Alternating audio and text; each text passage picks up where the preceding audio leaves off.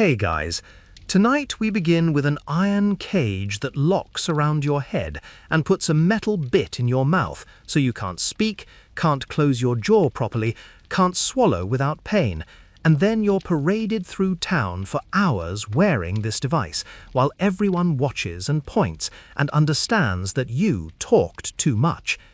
This is about the scold's bridle in 17th century England, that metal mask of shame that communities used to silence women accused of slander, gossip, or just speaking when they weren't supposed to. It's not about punishment for crimes in the way we think of crimes today. It's about controlling speech, about making examples of women who said things that made powerful people uncomfortable, about how communities enforced silence through public humiliation that was both theatrical and genuinely torturous, and what that reveals about who got to speak, who had to be quiet, and how everyday survival meant learning which words would get an iron mask locked onto your face. Before we begin, let me ask something.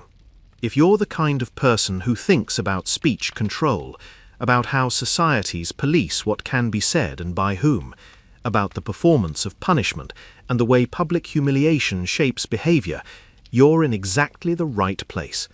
Take a moment to subscribe to Quiet Manor Story if that sounds like you, and tell me in the comments whether you think modern speech policing is fundamentally different from this, or just using different mechanisms. I'm genuinely curious who joins me for these explorations of how silence gets enforced. Now settle in, and let's discover what happens when your words become weapons that authorities can use against you by literally locking your mouth closed. The village is Hartwell in Cheshire, and the year is 1687. England is 2 years past James II taking the throne, still working through religious tensions and trying to figure out what authority means after decades of civil war and monarchy restoration. Villages like Hartwell operate with minimal central interference. Local governance falls to a combination of the manor lord, the church, and community consensus. When someone disrupts that consensus through speech, through gossip or slander, or just talking in ways that make people uncomfortable, the community has tools to address it. The scold's bridle is the most dramatic of those tools, a metal framework that fits over your head like a cage, locks at the back, has a flat metal piece that goes into your mouth and presses down your tongue. Sometimes the piece has spikes, sometimes it's just smooth metal. Either way, it makes speaking impossible, and swallowing painful, and breathing difficult, and existing absolutely miserable. Anne Porter is 34 years old and has been accused of slander. She allegedly told several women in the village that the magistrate's wife, Eleanor, is having an affair with the blacksmith. Anne probably did say something like this because Eleanor probably is having an affair with the blacksmith. Everyone knows. Everyone has noticed the patterns, the long conversations at the forge, the way Eleanor finds reasons to need metalwork done constantly, the way the blacksmith lights up when she arrives. It's an open secret, but it's the kind of open secret you're not supposed to say aloud. Anne said it aloud, multiple times, to multiple people, including, unfortunately, someone who reported it to Eleanor herself. Eleanor is furious, not because the accusation is false, but because it's true, and now it's being discussed openly instead of quietly ignored. She complains to her husband, the magistrate, demands he do something about Anne's loose tongue. The magistrate is in a difficult position. He knows about the affair, probably doesn't care that much. Marriages among the gentry are often practical arrangements rather than romantic ones. But his wife's reputation matters. His own reputation is tied to hers. If people are openly discussing Eleanor's affair, that reflects poorly on him, makes him look weak, unable to control his own household. So he has to act, has to make an example, has to silence Anne in a way that teaches everyone else not to discuss Eleanor's personal business. Anne is summoned before the magistrate 3 days after Eleanor's complaint. The charge is slander, speaking false statements that damage another person's reputation. Anne's defense is that the statements aren't false, that she's just reporting what everyone already knows. The magistrate doesn't care about truth. Slander law in 1687 England doesn't really care about truth either. What matters is whether you damaged someone's reputation publicly. Whether the statements were true is almost irrelevant. Anne damaged Eleanor's reputation. Therefore, Anne committed slander. The punishment is 4 hours in the scold's bridle, to be administered tomorrow, starting at noon in the village square. Anne goes home shocked and terrified. She's seen the scold's bridle used before, watched other women wear it, knows what it does. The metal bit presses down your tongue, makes your jaw ache within minutes. The framework around your head is heavy, presses into your skull.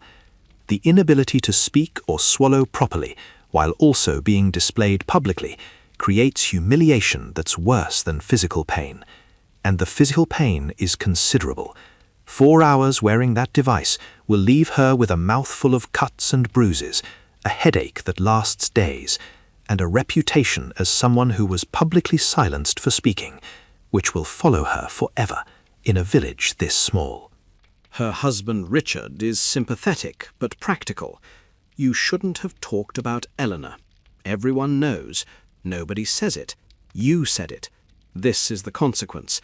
4 hours in the bridle is harsh, but it could be worse. At least it's not the ducking stool.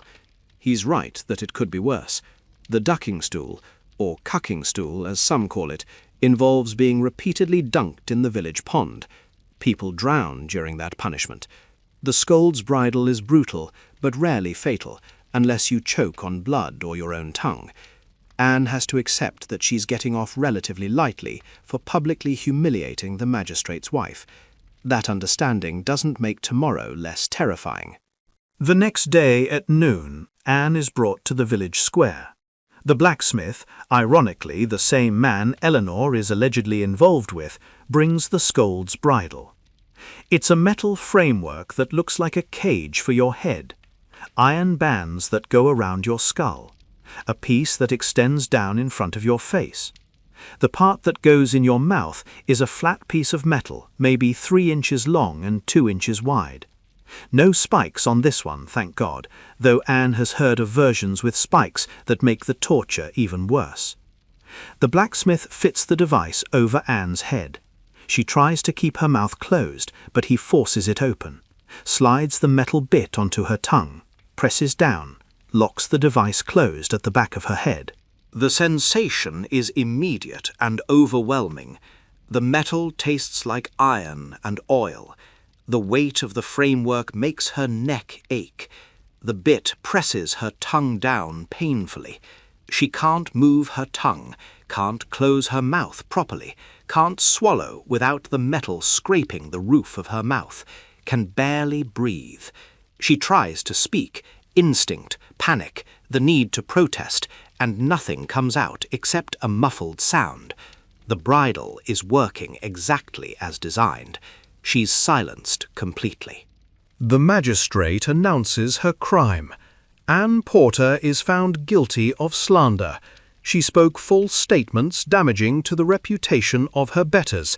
She will wear the scold's bridle for 4 hours as punishment and warning. Let all who would speak carelessly consider Anne's example. It's theatrical, it's formal, it makes Anne's suffering into a lesson for everyone watching. And everyone is watching. The village has gathered, maybe 60 people. This is entertainment. This is education. This is communal enforcement of norms about who gets to say what about whom. Anne is paraded around the square, led by a rope attached to the bridle like she's livestock. The magistrate's assistant, a young man named Thomas, who seems to enjoy this work, pulls her in a circle around the square slowly. Anne's humiliation is total. She's being displayed like an animal. Everyone sees her. Everyone understands what she did to deserve this. The message is clear. Talk about the wrong people, and this is what happens. Your mouth becomes a weapon that authorities can turn against you by literally locking it shut and making you suffer for hours while everyone watches. Within 20 minutes, Anne's mouth is agony. The metal bit has scraped her tongue bloody, pressing down constantly.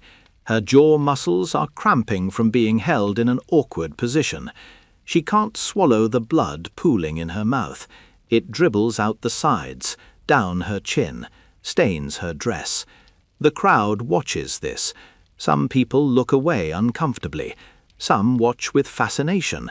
Some make comments. That's what you get for talking about your betters. Should have kept your mouth shut. Maybe she'll learn to control her tongue now. The comments are part of the punishment. The crowd is participating in enforcing the lesson that Anne's suffering is supposed to teach. An hour in, Anne is desperate. The pain has moved from acute to all-consuming. Her tongue is torn, her jaw is locked in spasm, her neck aches from the weight of the iron framework. She can't communicate her suffering, can't beg for relief, can't do anything except endure while being displayed. This is the design. The scold's bridle doesn't just silence speech in the moment. It makes silence so painful that you'll do anything to avoid experiencing it again, including never speaking about certain topics again, including learning what words are dangerous, including self-censoring constantly, because this punishment haunts you. 2 hours in, Anne loses track of time. Everything is pain. The metal, the blood, the weight, the humiliation. The crowd has thinned slightly. People have things to do, can't watch someone suffer for 4 hours straight. But enough remain that her humiliation stays public. Thomas keeps parading her around, slow circles, making sure everyone who passes through the square sees Anne in her cage, sees what happens to women who speak carelessly. The message is being delivered continuously to anyone who might be watching. This is the cost of the wrong words. 3 hours in, Anne is barely conscious. The blood loss isn't dangerous, but it's significant. She's dizzy, her legs are shaking. She's been standing and walking for 3 hours while unable to swallow or breathe properly. Thomas finally lets her sit, ties the rope to a post, leaves her there for the final hour. Anne sits in the dirt, metal cage on her head, blood on her chin, body shaking. She looks at the crowd. Some people meet her eyes. Most don't. Eye contact with someone in the scold's bridle is uncomfortable, acknowledges their humanity while they're being treated as object lesson. Easier to look away, pretend this is just necessary punishment rather than torture disguised as justice. 4 hours end. Thomas unlocks the bridle, removes it from Anne's head. She gasps, tries to speak, can't form words. Her tongue is too damaged. Her jaw won't move properly. Blood pours from her mouth now that it's open. Someone hands her water. She can barely swallow it. The magistrate declares her punishment complete. She's free to go home. Free in the sense that she's no longer locked in the device. Not free in any sense that actually matters. Her mouth will take weeks to heal. Her reputation is permanently damaged. Her lesson has been learned. Never speak about Eleanor. Never speak about anyone powerful. Never say things that are true but inconvenient. Silence is survival. Anne goes home supported by Richard. Can't talk for 2 days. When she can finally speak, her voice is different. Hoarse. Careful. She measures every word before saying it. The scold's bridle didn't just punish her for past speech. It shaped all her future speech, made her constantly aware that words have consequences, that some words will get your mouth literally locked shut, that survival in Hartwell means learning what you can say and what you absolutely cannot. The bridle is removed, but the lesson remains locked in place permanently. The village watches Anne recover, watches her become quieter, more careful, less likely to gossip or share observations, or comment on things everyone knows but nobody says. The scold's bridle worked. It silenced not just Anne, but everyone who watched Anne suffer. Everyone who now understands viscerally what speaking carelessly costs. The punishment was 4 hours. The deterrent effect is lifetime. Not just for Anne, but for every woman in Hartwell who saw what happened and decided that whatever they wanted to say wasn't worth risking the bridle. Eleanor continues her affair with the blacksmith. Everyone still knows. Nobody says it aloud. Anne's punishment successfully protected Eleanor's reputation, not by making the affair stop, but by making discussion of it stop. That's the point. The scold's bridle doesn't address actual problems. It doesn't stop affairs or lies or genuine harm. It just stops people from talking about them, makes the problems invisible by making speech about them too dangerous. Quiet justice, operating through forced silence, through making examples that teach everyone else to be quiet too. If you just felt that sick recognition of speech control through torture, of systems that protect the powerful by silencing critics, that's exactly why I make these videos. The way punishment shapes what people dare to say, the way communities enforce silence through making speech itself dangerous. Subscribe to Quiet Manor Story if you want more of these explorations of how power maintains itself through controlling language. Tell me in the comments what you think about modern equivalents to this kind of enforced silence. 3 months after Anne's punishment, another woman is accused of slander. Her name is Sarah. She allegedly spread rumors about a merchant cheating customers. The rumors are probably true. The merchant probably is cheating customers. But the merchant has connections to the magistrate, complains that Sarah is damaging his business. Sarah is summoned, charged with slander, sentenced to 3 hours in the scold's bridle. The pattern repeats. The device goes on. The parade happens. The suffering is public. The lesson is delivered. Sarah learns what Anne learned. Some truths are too dangerous to speak. Anne watches Sarah's punishment, remembers her own, the pain, the humiliation, the blood. Feels sympathy mixed with something darker, relief that it's someone else this time, confirmation that she was right to learn her lesson, proof that the system continues operating exactly as it did when she experienced it.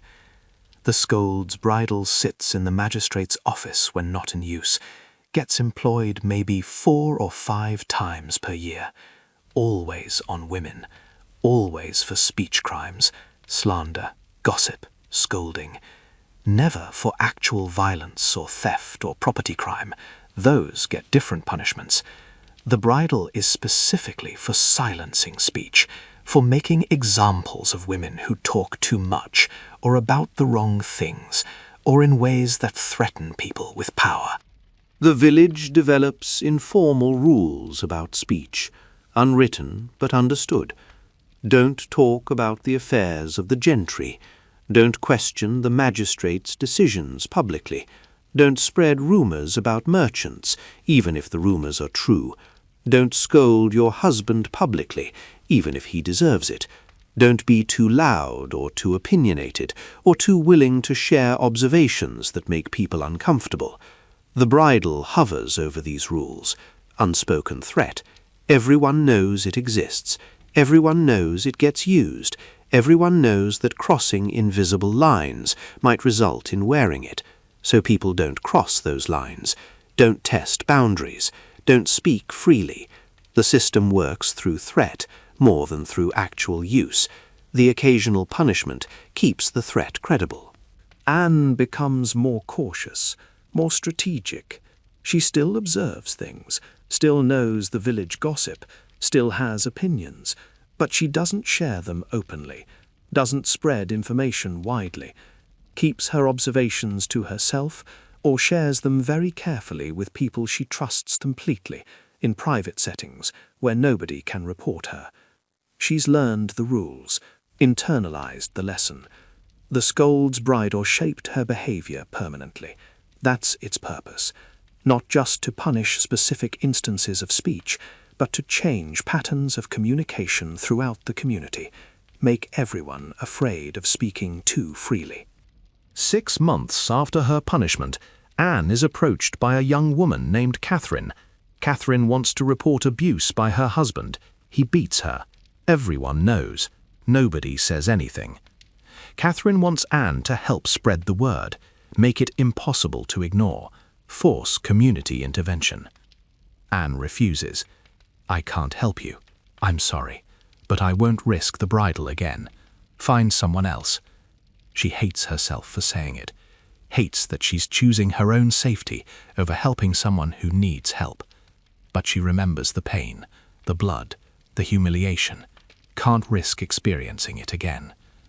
The system has successfully silenced her, even in cases where speech would be justified, where silence is complicit, where choosing safety means abandoning someone who needs voice. Catherine ends up beaten to death by her husband 3 months later. The village mourns, acknowledges that something should have been done, but nobody says that something could have been done if people had spoken up. If women like Anne hadn't been so thoroughly silenced that they won't speak even when silence kills. The scold's bridal didn't just quiet gossip about affairs. It created an atmosphere where all speech feels dangerous, where people are afraid to speak up even about genuine abuse, where survival means silence even when silence has deadly consequences. That's the hidden cost, the collateral damage, the way punishing speech in some contexts makes people afraid of speech in all contexts. Anne carries guilt about Catherine for the rest of her life, knows that if she'd been willing to risk the bridal again, if she'd helped spread the word about the abuse, maybe community pressure could have saved Catherine. Maybe not, but maybe. And her silence eliminated that possibility. The scold's bridal didn't just punish Anne for speaking about Eleanor. It prevented Anne from speaking about Catherine, made her too afraid of consequences to do what was right. That's how speech control works. It doesn't just target specific problematic speech. It creates generalized fear that silences all speech, makes people calculate constantly whether any words are worth the risk. Usually decides they're not. Silence becomes default. Safety becomes more important than truth or justice or helping people who need help. The village operates under this regime of enforced silence for years. The scold's bridal remains available, gets used occasionally, creates ongoing deterrent effect. Women learn what they can't say, learn to be quiet, learn that survival means choosing your words so carefully that you mostly don't choose words at all. Just stay silent, observe, keep information to yourself. Let others make the same mistakes you're making by staying quiet about things everyone knows but nobody will say. The system perpetuates itself through making speech dangerous enough that silence seems like the only safe option. Anne is 41 years old when she realizes the full scope of what the scold's bridal has done to Hartwell. She's in the market, overhears 2 women whispering about something. They see her, stop talking immediately, walk away. Anne realizes they're afraid she'll report them. That's 7 years after her punishment, she's still marked as someone who experienced the bridal, still seen as potential threat because she might want to avoid being reported herself by reporting others first. The punishment created paranoia, made women suspicious of each other, afraid to speak freely, even to each other, because any conversation might be reported, might lead to the bridal. The silence isn't just about protecting the powerful. It's about breaking trust between women who might otherwise support each other. That's when Anne understands what quiet justice really means. Justice that operates by making people police themselves, by creating enough fear through occasional spectacular punishment that constant surveillance isn't necessary. Everyone watches everyone. Everyone fears being reported. Everyone stays quiet.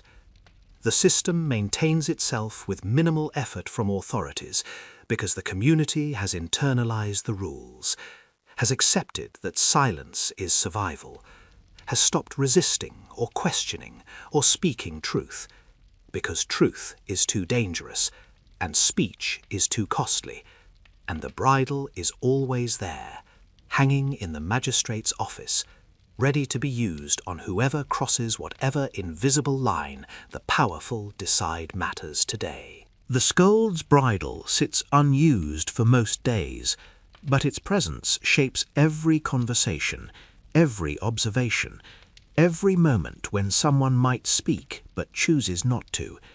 That's the genius of it. You don't need to use it constantly, just often enough that everyone remembers, just visibly enough that everyone knows it exists, just painfully enough that everyone fears it. The mask of shame silences speech not just while it's worn, but always. The metal cage locks onto one woman's head, but creates silence in hundreds. That's efficiency. That's how you control speech in a community. Not through constant punishment, but through making one punishment so spectacular that nobody risks requiring another one. Anne learns to live with this. Learns that survival in Hartwell means being quiet, means letting injustices happen because speaking about them is more dangerous than staying silent, means accepting that her voice is regulated by threat of torture disguised as punishment, means internalizing control so thoroughly that she doesn't even think about speaking anymore, just automatically calculates that words aren't worth the risk, that observation should stay private, the truth that makes powerful people uncomfortable should remain unspoken. The bridle taught her this, remains teaching her this years after it was removed from her head. The lesson is permanent. The silence is complete. That's what the mask of shame reveals about quiet justice and everyday survival. Justice that's quiet because it makes everyone quiet. Survival that requires silence. And everyday life lived under threat of having your mouth literally locked shut if you say the wrong thing to the wrong person at the wrong time. The scold's bridle operates in Hartwell for 8 more years without significant incident. Gets used maybe 3 times per year, always on women, always for speech crimes that make someone important uncomfortable. The pattern is consistent. Someone says something true that shouldn't be said, gets reported, gets sentenced, wears the bridle for 2 to 6 hours, learns to be quiet. The system maintains itself efficiently through occasional spectacular punishment that keeps everyone else silent through fear, and watches each punishment, remembers her own, reinforces her decision to never speak carelessly again. Then Margaret arrives. She's 22 years old, a widow from another village, comes to Hartwell because her late husband's brother lives here and agreed to let her work in his household in exchange for room and board. She's educated, unusual for a woman of her class. Her father was a school teacher who believed daughters deserved learning. Margaret can read and write, understands law better than most villagers, has opinions about how things should work, and isn't particularly good at keeping those opinions to herself. Within 2 months of arriving, she's made herself unpopular with people who matter. Margaret doesn't understand Hartwell's speech culture, doesn't recognize the invisible rules about what can be said and what cannot. She comments on the magistrate's decisions openly at the market, questions whether certain punishments are proportional to offences, mentions that she's read legal treatises that suggest different approaches to justice. None of this is overtly rebellious. It's just unacceptable. Women in Hartwell don't question the magistrate publicly, don't reference legal knowledge that might challenge his authority, don't speak as if they have standing to evaluate justice systems. Margaret does all of this casually, not realizing she's crossing lines that will get her hurt. Anne tries to warn her, approaches Margaret at the well 3 months after she arrives. You need to be more careful with your words. The magistrate doesn't tolerate women who question his authority. There are consequences here for speaking too freely. Margaret listens politely, but doesn't really hear the warning. I'm not being disrespectful. I'm just observing that the law has evolved, and maybe we should consider newer approaches. That's not rebellion, that's reasonable discussion. There is no reasonable discussion in Hartwell, Anne says. There's silence, or there's the bridle. Those are your options. I'm trying to help you understand that before you learn it the hard way. Margaret thanks her, but clearly thinks Anne is being dramatic, is overreacting. Margaret hasn't seen the scold's bridle yet, hasn't watched someone wear it for hours, hasn't learned what silence costs when the alternative is that particular suffering. She'll learn. Anne knows she'll learn. Just hopes the lesson won't destroy her the way it destroyed Anne's willingness to speak about anything that matters. 4 months after Margaret arrives in Hartwell, she's summoned before the magistrate. The charge is creating disturbance through questioning authority. Not slander exactly, something newer. The magistrate has decided that Margaret's public comments about legal reform constitute challenge to his position, that her education makes her dangerous, that she needs to be silenced before her ideas spread to other women who might start thinking they can question things too. The sentence is 6 hours in the scold's bridle, longer than Anne served, longer than most sentences. The magistrate is making a point, is showing Margaret and everyone else that educated women who think they can challenge authority will face severe consequences. Margaret is shocked. I haven't slandered anyone, haven't spread false information. I've just shared observations about legal theory. That's not a crime. The magistrate disagrees. Questioning the established order is disturbance. You're creating unrest, teaching other women to be dissatisfied with proper authority. That stops now. 6 hours in the bridle, starting tomorrow morning. Consider this your education in how Hartwell operates. Your book learning means nothing here. Silence is the only lesson you need. Anne attends Margaret's punishment. Can't help, can't intervene, just witnesses. The scold's bridle is locked onto Margaret's head at dawn. Margaret tries to stay calm, dignified. But dignity is impossible when you have an iron cage locked onto your head with a metal bit pressing your tongue down.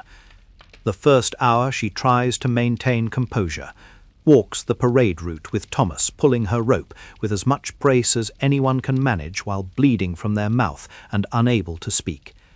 By the second hour the composure cracks, the pain becomes too much, her body starts shaking. By the third hour she's stumbling, can barely walk. Thomas drags her rather than leading her. The crowd watches with the usual mixture of fascination and discomfort. What's different about Margaret's punishment is her reaction afterward. Anne was broken by the bridle, learned silence, accepted that speaking was too dangerous. Margaret is radicalized by it. When the bridle comes off after 6 hours and she can finally speak again, her first words are, "This is torture. This is wrong. Using torture to silence legal criticism is tyranny." She says this to the magistrate's face, while her mouth is still bleeding, while she can barely stand.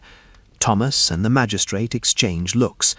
Everyone watching understands that Margaret just earned herself another sentence.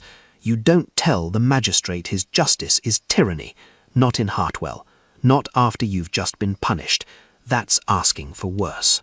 The magistrate doesn't sentence her immediately, just says, "You haven't learned your lesson. That's unfortunate.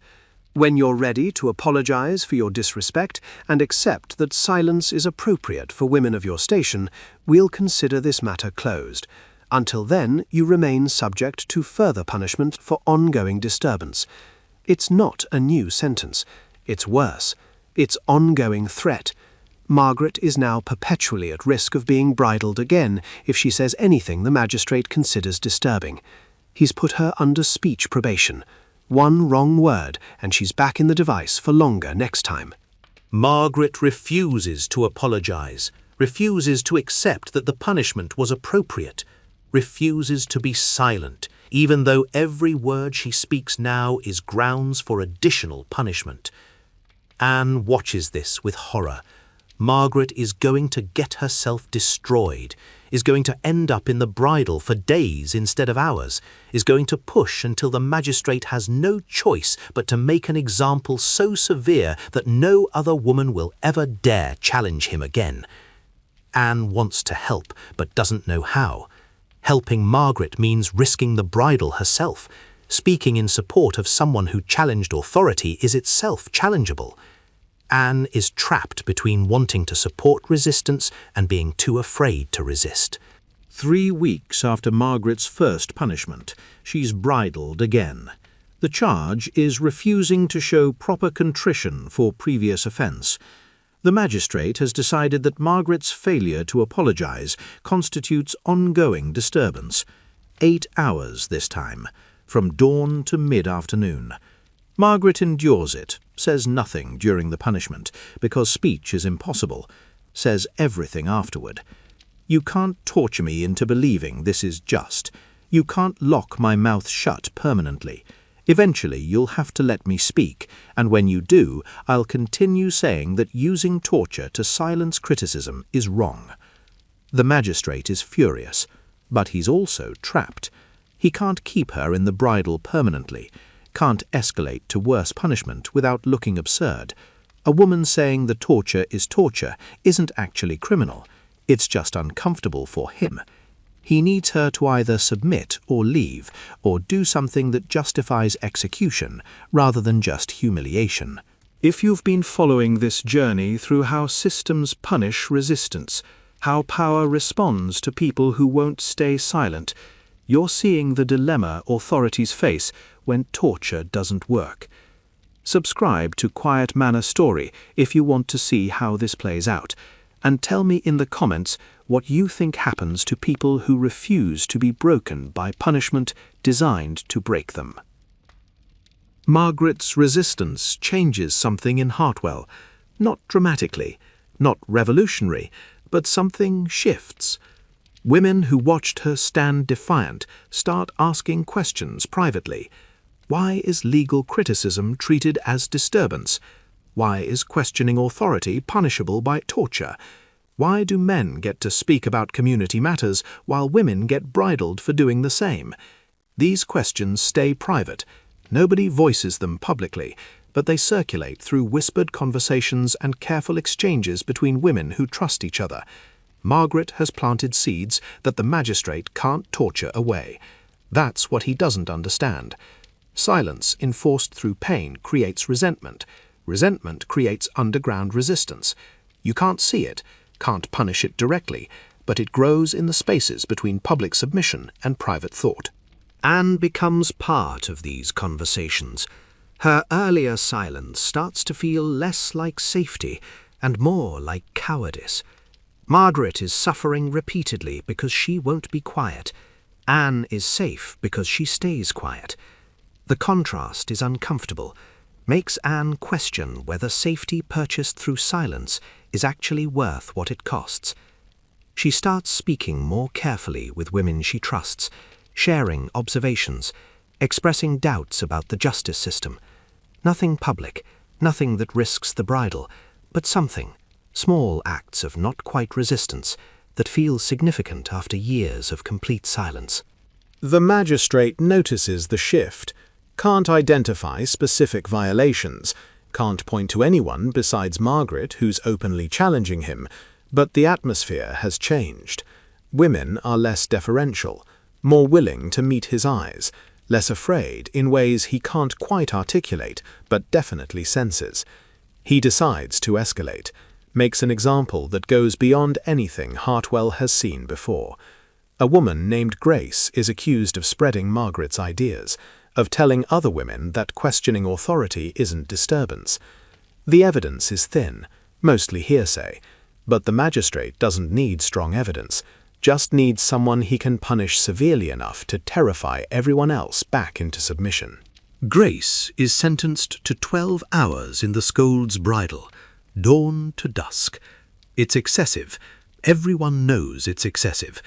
12 hours is long enough to cause serious harm, long enough that people have died from similar sentences in other villages when they choked on blood or their tongues swelled enough to block breathing. The magistrate is gambling that fear of death will restore the silence he's lost, that making Grace's punishment so extreme will convince everyone else that resistance costs more than anyone can afford. Grace's punishment becomes a village crisis, not because anyone opposes it openly, but because the excessiveness creates moral discomfort that's hard to ignore. 12 hours is cruel enough that even people who support the magistrate's authority feel uneasy. The punishment is scheduled for 3 days from sentencing, gives Grace time to prepare, also gives the village time to process what's about to happen. Anne spends those 3 days in turmoil. She knows she should do something, should protest, should refuse to let this happen. But doing anything means risking the bridle herself. Maybe not 12 hours, but enough to hurt, enough to remind her why she's been silent for 8 years. She's paralyzed between moral obligation and survival instinct. Margaret is the only one who acts. She goes to the magistrate's house, knocks on his door, asks to speak with him. When he appears, she makes an offer. Punish me instead of Grace. I'm the one whose ideas she's allegedly spreading. 12 hours on me. Let Grace go. I'll accept whatever punishment you decide appropriate for my role in disturbing Hartwell's peace. Just don't torture Grace for ideas that came from me. The magistrate considers this. It's tempting. Margaret is the real problem. Breaking her would solve more than breaking Grace. But accepting her offer looks weak, looks like he's negotiating with someone who should be submitting. He refuses. Grace will serve her sentence, you'll witness it, and if you continue disturbing community peace, you'll serve a similar sentence after hers. Both of you will learn, or both of you will suffer. Your choice. Grace's 12-hour punishment begins at dawn. The scold's bridle is locked onto her head. She's paraded through the village. The crowd that gathers is larger than usual. Everyone knows this is excessive. Everyone wants to see what 12 hours looks like, whether anyone survives that.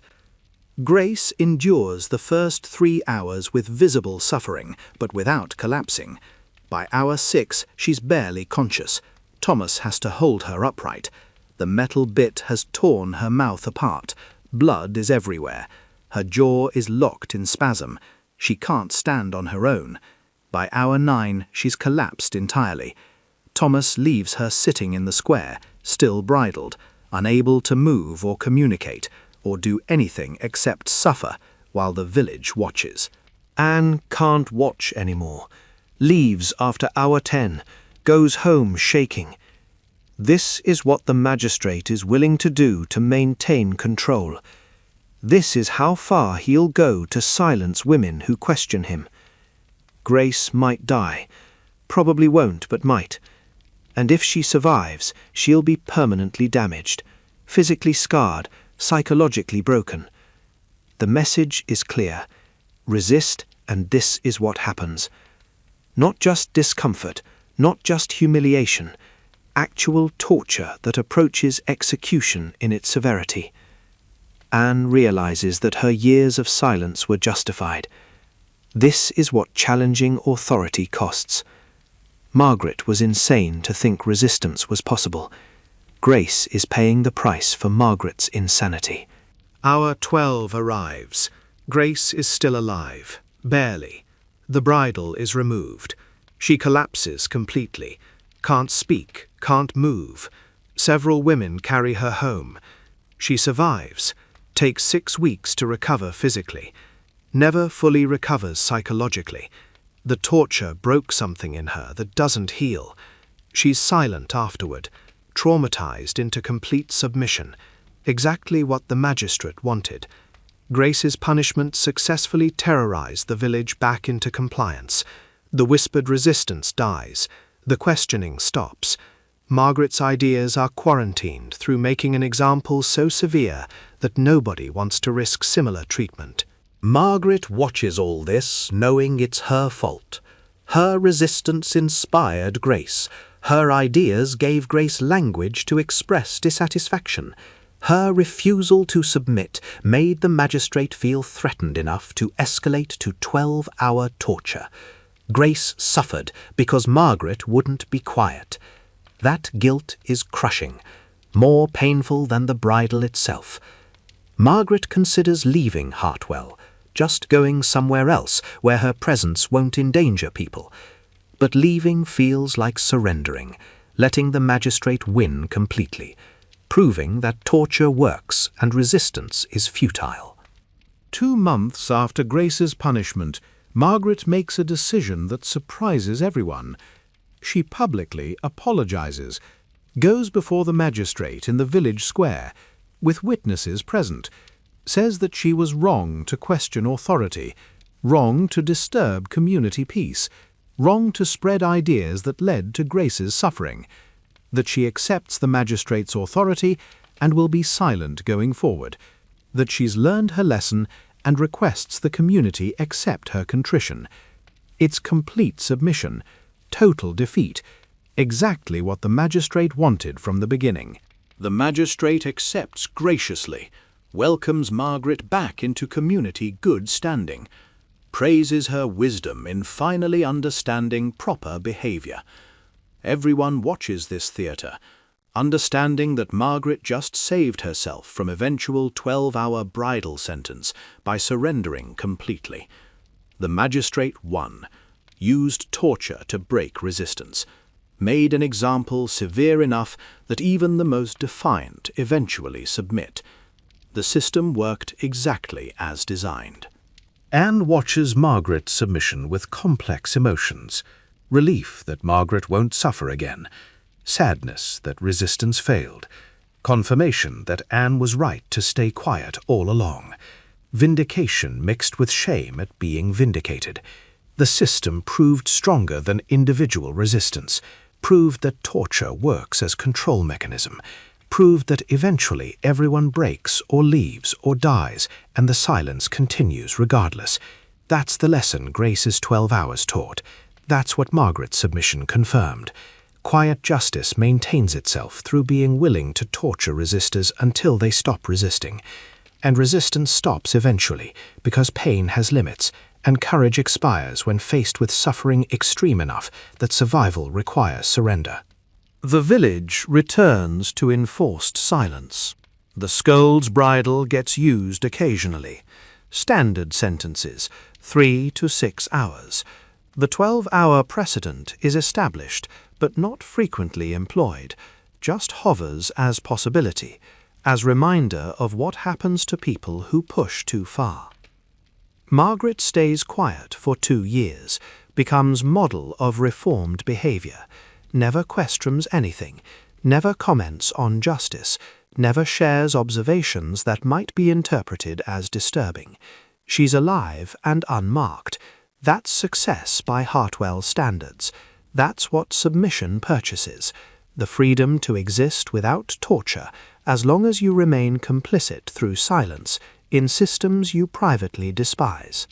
Anne and Margaret develop an odd friendship during those 2 years, united by shared understanding that they're both trapped, both silenced, both living with consequences of having their mouths literally locked shut.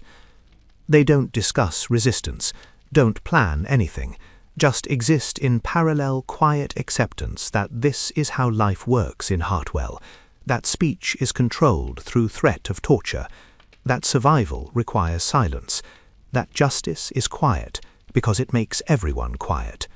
They've learned their lessons, internalized the rules, become exactly what the system wanted them to become, silenced women who remember what happens when they speak. The quiet lasts 3 years. Hartwell operates under enforced silence, maintained through occasional use of the scold's bridle and constant memory of what 12 hours wearing it cost Grace. Women learn to be careful, learn what they can't say, learn that survival means measuring every word before speaking. Anne has perfected this. Margaret has accepted it.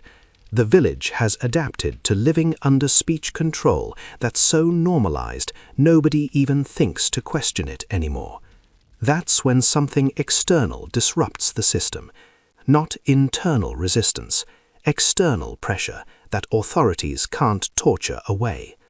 In 1695, the king issues a proclamation about torture devices, not eliminating them entirely, but requiring that their use be documented, reported to county authorities, justified in writing. It's minimal reform, bureaucratic rather than humanitarian. The goal is creating records that help central authorities understand what local magistrates are doing, but it has unintended consequences. Magistrates who were using torture devices freely now have to write down why, have to explain to people outside the village why this particular woman needed her mouth locked shut for 6 hours, have to make their reasoning sound legitimate to county officials who might question whether every use was necessary. The magistrate in Hartwell receives the new requirements with displeasure. He summons his clerk, instructs him to prepare documentation for all scold's bridle use going forward. Name of accused, nature of offence, length of sentence, justification. The clerk points out that some recent uses will be difficult to justify in writing. The woman who was bridled for 8 hours because she refused to apologize for previous offence, how do I document that? What crime is failure to be sufficiently contrite? The magistrate doesn't have good answers. Realizes that behaviors he's been punishing might look arbitrary or excessive when written down formally for county review. He decides to be more cautious, not eliminate the bridle, just use it more strategically for genuinely clear cases where written justification will be straightforward. Actual slander that caused documentable harm, clear disruption that multiple witnesses can attest to. Not vague charges like questioning authority or disturbing community peace through ideas. The new documentation requirement doesn't eliminate torture, just makes magistrates slightly more careful about deploying it. That small change opens space for speech that was previously too dangerous. Margaret notices this shift immediately. The magistrate is still powerful, still capable of ordering the bridle, but he's more hesitant, needs clearer justification. Margaret tests the boundaries carefully, starts making observations publicly again, not challenges to authority, not explicitly, just comments, observations, references to legal principles, slightly more bold than she's been for 3 years, but still cautious. The magistrate notices, doesn't respond immediately, is calculating whether her speech rises to level that he can justify bridling her for in written documentation that county officials will review. Anne watches Margaret's careful testing with equal parts admiration and fear. Margaret is doing what Anne wished she could do, speaking, observing, using her education, but doing it strategically now, reading the changed situation correctly, understanding that the magistrate's power is slightly constrained by new bureaucratic requirements. It's not freedom, not even close, but it's margin, small space between total silence and immediate punishment, space where some speech might be possible if you're very careful about how you phrase things and who you say them to, and how you frame observations so they're not technically challengeable, even though everyone understands their implications. 6 months into the new documentation regime, Margaret makes a public speech, not officially, just comments at the market that turn into extended statement when people gather to listen. She talks about how legal systems evolve, how newer approaches to justice focus on rehabilitation rather than humiliation, how torture is increasingly seen as barbaric by educated people in London and other cities. She doesn't mention Hartwell specifically, doesn't challenge the magistrate directly, but everyone understands she's criticising the scold's bridle while using language careful enough that written documentation would struggle to frame this as disturbance. The magistrate is furious but trapped. He wants to silence Margaret, wants her in the bridle for 6 hours until she remembers what speech costs. But he can't justify it in writing anymore. Woman gave speech about legal theory won't satisfy county officials as grounds for torture. He needs her to do something clearly actionable, something he can document as genuine disturbance or slander. Margaret isn't giving him that. She's learned from her earlier mistakes, has figured out how to use the new documentation requirement as shield, can say things that would have been punishable before, because now the magistrate needs clearer violations to justify punishment. The village women start speaking more, not dramatically, not about everything, but slightly more than before, testing boundaries like Margaret is testing them, discovering that carefully phrased criticism can exist in the space between complete silence and clear violation. The atmosphere shifts, still oppressive, still controlled, but less totally silent. The scold's bridle remains available, gets used occasionally for clear cases, but the blanket deterrent effect is weakening. Women are learning that some speech is possible, if you're strategic about it, that authority has limits, even when those limits are just bureaucratic requirements that create small margins. Thank you for staying with me through this difficult exploration of how speech control systems adapt when faced with even minimal oversight. If this changed how you think about resistance, about finding margins within oppressive systems, about the difference between freedom and just slightly less constraint, I'd be grateful if you'd subscribe to Quiet Manor Story and share your thoughts. What does this tell us about reform versus resistance, about working within systems versus against them? I genuinely want to hear your reflections.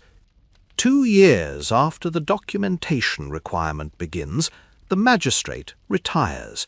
He's 74, has been Hartwell's authority for 30 years. His replacement is younger, educated in newer legal theories, still believes in maintaining order, still willing to use the scold's bridle when necessary, but more reluctant, more aware that torture devices are increasingly seen as backward in more progressive parts of England. The new magistrate uses the bridle once in his first year, for a clear case of slander that caused documentable economic harm. 3 hours, standard sentence, then doesn't use it again for 2 years. The bridle hangs in the magistrate's office. Everyone knows it's there. Everyone remembers what it does. But the frequency of use declines, not because the magistrate is merciful, because social norms about speech are slowly shifting, because documentation requirements make arbitrary punishment harder to implement, because younger authorities are slightly less comfortable with devices their elders used freely. The change is glacial, minimal, but real. Women in Hartwell speak slightly more freely in 1699 than they did in 1689. That's not freedom, that's just marginally less oppression, but margins matter when you've been living under total control. Anne is 56 years old when the scold's bridle is used in Hartwell for the last time. A woman named Ruth is convicted of spreading genuinely false information that damaged a merchant's reputation. Clear slander, documentable harm. 4 hours in the bridle. It happens. She survives, recovers. The process is as brutal as it was when Anne experienced it 23 years earlier. But it's also the end, the last use in Hartwell. Not because the device is eliminated officially, not because anyone declares it wrong, just because the new magistrate finds other ways to handle speech crimes. Fines, mostly. Monetary penalties that are easier to document and don't require explaining to county officials why torture was necessary. The transition from physical punishment to economic punishment is framed as progress, modernization, more civilized approaches to justice, and it is progress by some measures. Fewer women experience having their mouths locked shut, fewer suffer the physical damage and psychological trauma. But the economic penalties create different problems. Women without money can't pay fines, end up imprisoned or bonded in service or crushed by debts they can't repay. The system still silences speech, just uses different mechanisms, still sorts people by class and power, just more subtly. The scold's bridle becomes historical curiosity, while economic control replaces physical control, and everyone pretends this is improvement, when it's really just different oppression. Margaret leaves Hartwell in 1701. Not forced out, just chooses to go. She's 37, has spent 15 years in a village where she was tortured for speaking, and then carefully managed speech for years afterward. Wants to live somewhere without that history, somewhere her words don't carry weight of metal cage that once locked onto her head. She goes to London, writes about her experiences, publishes essays about speech control and torture devices and how communities silence women, becomes minor figure in early feminist discourse. Her time in Hartwell, the bridle she wore twice, the submission she performed, the careful boundary testing she eventually mastered, all of it becomes material for arguments about women's rights and legal reform. She transforms her suffering into activism. That's success by some measure. Doesn't heal the trauma, but makes it mean something beyond just personal tragedy.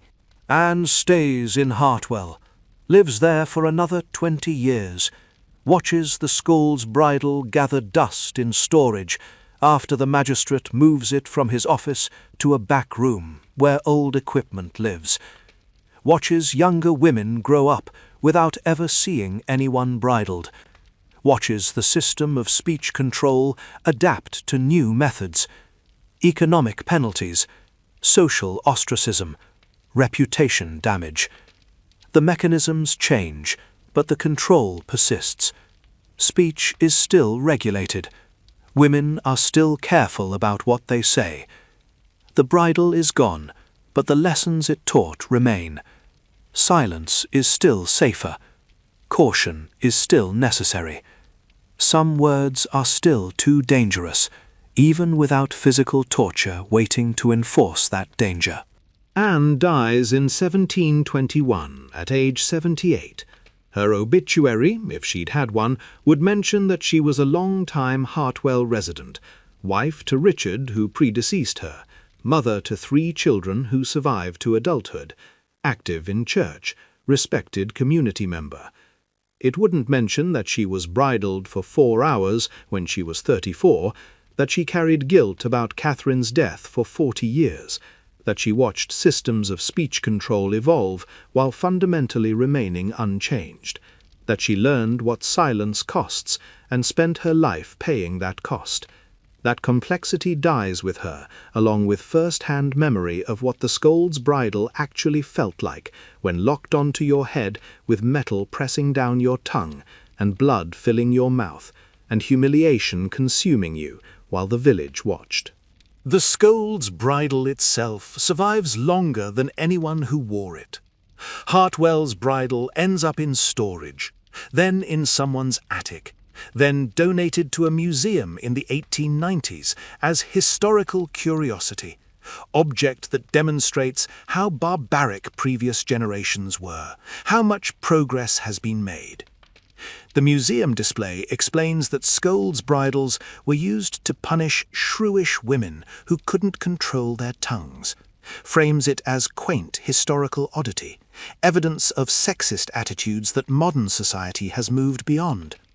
Doesn't mention that the women punished were often just speaking truth, observing affairs, questioning authority, reporting abuse, exercising speech rights that men possessed freely, but women could only access at risk of torture. Modern visitors look at the device with horror.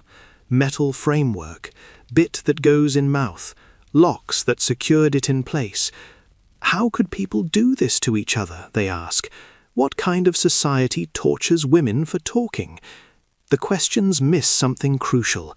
The torture wasn't the aberration, it was the enforcement mechanism for norms that persist in different forms. Speech control didn't end when bridles were retired. It evolved, became less visible, more sophisticated, harder to point at and call torture because it operates through social pressure and economic consequences rather than literal metal cages. Historians examining schools' bridles focus on gender dimensions, how they were used almost exclusively on women, how they enforced patriarchal norms about proper female behavior, how they silenced women who challenged male authority or spoke about things they weren't supposed to know. All true, all worth analyzing. But what historians sometimes miss is the broader pattern. The scold's bridle wasn't just about gender, it was about class, about protecting powerful people from criticism, about maintaining social order through making speech dangerous for people without power. The women who got bridled weren't random. They were women who said things that threatened people with authority, who spoke truths that were inconvenient, who exercised voice in ways that the system wanted to silence. Anne's story isn't exceptional. Thousands of women across England experienced similar patterns, said something true, got bridled, learned silence, spent rest of their lives being careful about words. The specific details varied, but the structure remained constant. Speech control through spectacular punishment that taught everyone watching to be quiet too. The scold's bridle was efficient. You didn't need to use it constantly, just often enough that everyone remembered, just painfully enough that everyone feared it, just publicly enough that the lesson reached beyond the individual being punished. That's how social control works. Not through punishing everyone, but through punishing some people visibly enough that everyone else modifies behavior to avoid similar fate. Margaret's resistance and eventual strategic adaptation represents a different pattern. Some people don't learn silence from torture, learn strategy instead, learn how to speak carefully, how to use bureaucratic requirements as shields, how to test boundaries without clearly crossing them. Margaret found margins within oppressive system, used them, eventually left when margins remained too narrow. Her story is about how resistance adapts when direct confrontation fails, how change happens slowly through people pushing carefully on boundaries that shift imperceptibly over time. Not inspiring exactly, not triumphant, but realistic about how systems actually change when they change at all. Grace's 12-hour torture represents the extreme. What happens when authority feels genuinely threatened, when examples need to be severe enough to terrorize resistance completely, when the goal isn't just punishing individual behavior, but destroying any possibility of collective challenge. Grace survived physically, never recovered psychologically. That's the point. The torture wasn't meant to kill her, was meant to break her so thoroughly that watching her break would prevent anyone else from trying what she tried. The system worked. Her suffering successfully restored silence, proved that resistance has limits, defined by how much pain you can endure before submitting. The quiet justice that the scold's bridle represents isn't quiet because it operates invisibly. It's quiet because it makes everyone quiet, creates silence through making speech dangerous, through torture that's spectacular enough to be remembered but infrequent enough to be sustainable, through lessons that persist long after the specific punishment's end. Anne was bridled once in 1687 and spent the next 34 years of her life being careful about words because that 4 hours taught her what speech could cost. The punishment was brief, the deterrent effect was lifetime. That's efficiency. That's how you control speech in a community without constant surveillance or ongoing punishment. just occasional spectacular suffering that everyone witnesses and internalizes and carries forward as reason to stay quiet. Everyday survival in environments with scold's bridles means constant calculation. Is this observation safe to share? Is this criticism worth the risk? Is speaking truth more important than avoiding pain? Most people calculate that silence is safer, that observation should stay private, that truth that makes powerful people uncomfortable should remain unspoken. The bridle shapes behavior in people who never experience it directly. That's the genius of the device. You don't need to use it on everyone, just on enough people that everyone else learns the lesson vicariously. The metal cage locks onto one woman's head, but creates silence in hundreds. That's return on investment that authorities recognize as valuable, even if they don't articulate it explicitly. The legacy of scold's bridles isn't just in museums. It's in patterns of speech control that persist centuries after the devices themselves were retired, in social norms about who gets to speak and about what topics, in consequences for women who challenge powerful men, in the way criticism gets labeled as disturbance or questioning authority gets framed as creating problems. The mechanisms have evolved, from literal torture devices to social media pylons, to professional destruction, to economic penalties, but the underlying logic remains consistent. Some speech is dangerous. People who engage in dangerous speech should suffer. Making examples of people who speak incorrectly teaches everyone else to be quiet. Power maintains itself partly through controlling language, through making certain words or ideas or criticisms too costly to express. Anne understood this by the end of her life, understood that the scold's bridle was never eliminated, just transformed, that the metal cage came off her head, but the lesson it taught stayed locked in place permanently, that every society has mechanisms for silencing speech that threatens power, that the specific tools change, from bridles to social ostracism to economic pressure to whatever works in current context, but the goal remains constant. Control what people can say. Punish people who say wrong things visibly enough that everyone else learns what not to say. Maintain order through making language itself dangerous terrain, where every word is potentially punishable and silence is the only guaranteed safety. Margaret's insight was similar, but from different angle.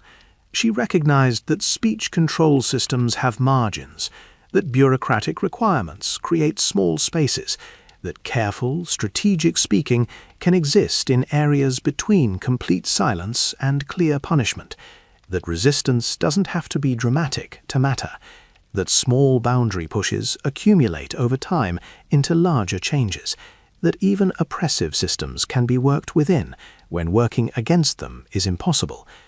It's not inspiring insight, not heroic, but it's practical. It's how change actually happens in systems designed to prevent change, slowly, carefully, through people finding margins and exploiting them, and gradually expanding what's possible to say without triggering punishment.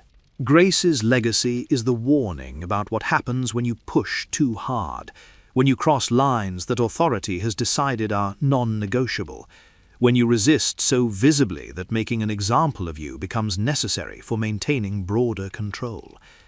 12 hours taught everyone in Hartwell that some resistance will be crushed brutally enough to destroy the resistor, that courage has practical limits, that there are costs people can't survive, even if they survive them physically. Grace lived 30 more years after her 12 hours, was never the same person. The torture broke something essential that doesn't heal. That's the price of pushing beyond margins. That's what authorities are willing to do when they feel genuinely threatened. That's the reality that makes strategic resistance necessary, and dramatic resistance often suicidal. The mask of shame that silenced slander in the yard reveals these patterns. Justice that operates by making speech dangerous. Communities that enforce silence through making examples of speakers. systems that perpetuate themselves through occasional spectacular punishment that everyone witnesses and internalizes and carries forward as guide for their own behavior. The scold's bridle was retired, but the lessons it taught persist. Who gets to speak? What can be said? Which truths are too dangerous to voice? Which challenges to authority are grounds for punishment?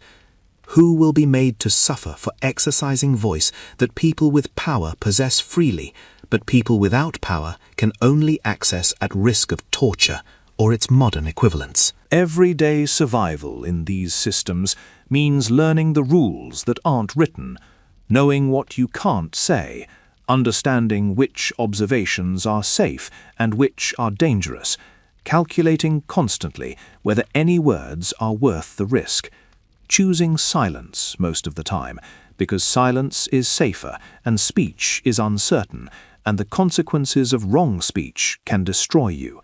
Anne mastered this survival strategy, spent decades being quiet, protected herself through silence while watching others suffer for speaking. That's success by the standards of speech control systems. People who learn to silence themselves don't need to be silenced by authorities. The torture becomes internalized. The cage moves from external metal framework to internal psychological constraint. Same effect, more efficient, lasts forever. The quiet justice of the scold's bridle is justice that makes everyone quiet, that operates through fear more than through frequent use, that shapes behavior through memory of suffering rather than through ongoing punishment, that creates silence as default and makes speech feel dangerous always. The mask locked onto faces, but the shame it created lingers in cultures centuries after the device was retired. Lingers in who feels comfortable speaking, who measures words carefully, who stays quiet rather than risk consequences, who learns that survival sometimes means not saying true things that powerful people don't want said. That's the legacy. That's what the iron cage around heads actually caged. Not just individual voices, but collective willingness to speak freely.